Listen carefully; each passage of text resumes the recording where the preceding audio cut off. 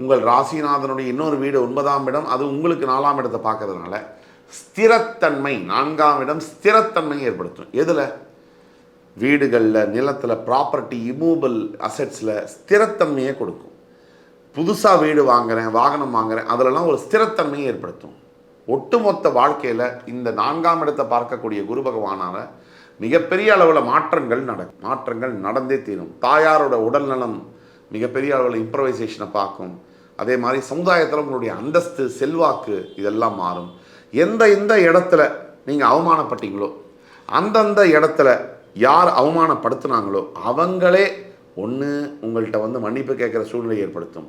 இல்லை அவங்கள தாண்டி ஓவர் கம் பண்ணி நீங்கள் அவங்க முன்னாடியே பெரிய அளவில் வாழ்வதற்கான சந்தர்ப்பத்தை ஏற்படுத்தி கொடுக்கும்.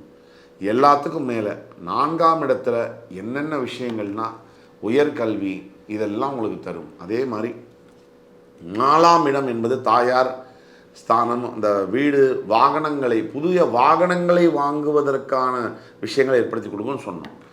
எல்லாத்துக்கும் மேலே ஒரு விஷயம், நம்ம ஆரோக்கியம், சுகஸ்தானம். என்ன சம்பாதிச்சு பேரு புகழெல்லாம் இருந்தாலும் நமக்கு ஆரோக்கியம் இல்லைன்னா அத்தனையும் பைசா பிரயோஜனம் இல்லை. இந்த தத்துவத்தை உணர்த்துவதற்காக குரு பகவான் உங்கள் 4ஆம் இடத்தை பார்க்கிறார். அதிசார குரு விசேஷம்.